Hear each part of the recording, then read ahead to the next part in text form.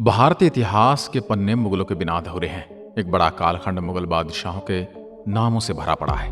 भारत में मुगल साम्राज्य की नींव रखने वाला पहला बादशाह बाबर था। इसके बाद सत्ता हुमायूं के हाथ में आई और फिर क्रमवार सत्ता का स्थानांतरण चलता रहा। मुगल बादशाहों ने अपने साम्राज्य के विस्तार का काम किया। भारत में मुगल सल्तनत की स्थापना बाबर ने की थी।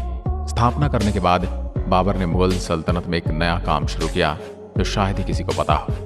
जिस तरह आप और हम जब नौकरी करते हैं तो हमें सैलरी मिलती है, उसी तरह बाबर ने भी रानियों, शहजादियों और हरम में रहने वाली स्त्रियों के लिए सैलरी देने का नियम बनाया। अगर देखा जाए तो आजकल पढ़े लिखे मॉडर्न जमाने में कोई ऐसा नहीं सोचता कि हाउस वाइफ या घर पर काम करने वाली महिलाओं को सैलरी दी जाए, क्योंकि उन्हें लगता है कि ये उनकी जिम्मेदारी है।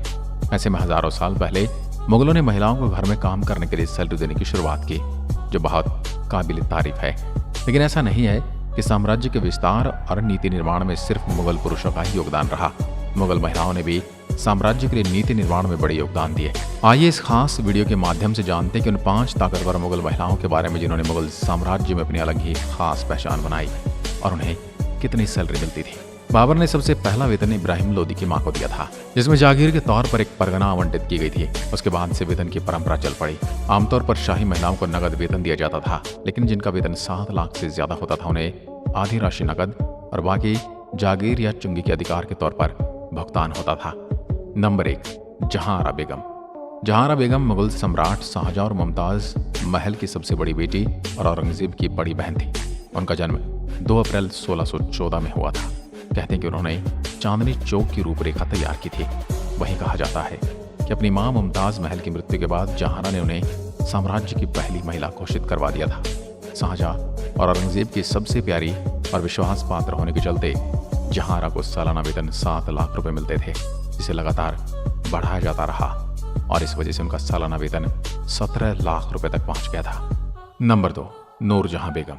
नूरजहां को मेहरुन्निसा के नाम से भी जाना जाता है। कहा जाता है कि नूरजहां बहुत ही सुंदर थी और इनकी सुंदरता से मुग्ध होकर जहांगीर ने इनसे 1611 ईस्वी में शादी कर ली थी। 1613 ईस्वी में नूरजहां को बादशाह बेगम बनाया गया।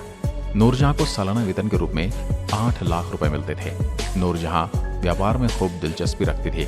वो विदेशों से होने वाले व्यापार में बढ़ चढ़कर हिस्सा लेती थी। नूरजहां को विदेशों से आने वाले कपड़ों के साथ नील के व्यापार में भी दिलचस्पी थी और वो इन सब में खूब पैसा लगाती थी और लंबा चौड़ा मुनाफा भी कमाती थी। कहा जाता है उनका निशाना बड़ा तेज था और उन्होंने एक ही गोली से शेर को मार गिराया था। वहीं एक वक्त ऐसा भी आया कि उनके कंधों पर शासन का भार भी आया। वो दरबार भी करने लगी और सिक्कों पर उनका नाम भी उकेरा जाने लगा। नंबर 3, गुलबदन बानो बेगम। गुलबदन बानो बेगम मुगल साम्राज्य के संस्थापक बाबर की बेटी थी। इनका जन्म काबुल में 1523 में हुआ था। हालांकि पिता की मृत्यु के बाद गुलबदन बानो बेगम का बचपन हुमायूं की देखरेख में ही गुजरा। कहते हैं उन्हें पढ़ाई का काफी शौक था और वो फारसी और तुर्की में कविताएं भी लिखा करती थी। दिलरास बानो बेगम को सालाना वेतन 10 लाख रुपए मिलते थे। ऐसा कहा जाता है कि बादशाह अकबर ने अपनी बुआ गुलबदन बानो बेगम से अपने पिता हुमायूं की जीवनी लिखने के लिए गुजारिश की थी। उन्होंने बादशाह अकबर के सुझाव पर हुमायूं नामा लिखा। इसमें उन्होंने न सिर्फ मुगल साम्राज्य की शासन व्यवस्था के बारे में लिखा, बल्कि दैनिक जीवन का भी वर्णन अच्छी तरीके से किया।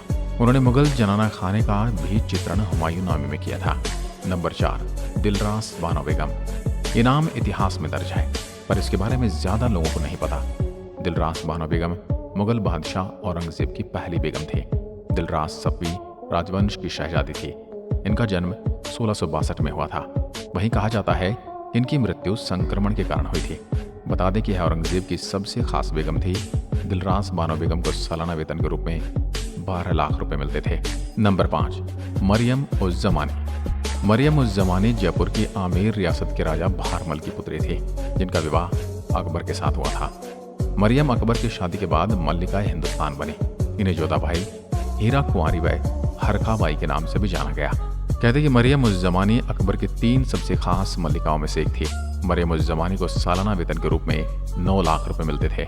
इनके बेटे का नाम सलीम था, जो आगे चलकर जहांगीर के नाम से भी जाना गया और मुगल साम्राज्य का उत्तराधिकारी भी बना।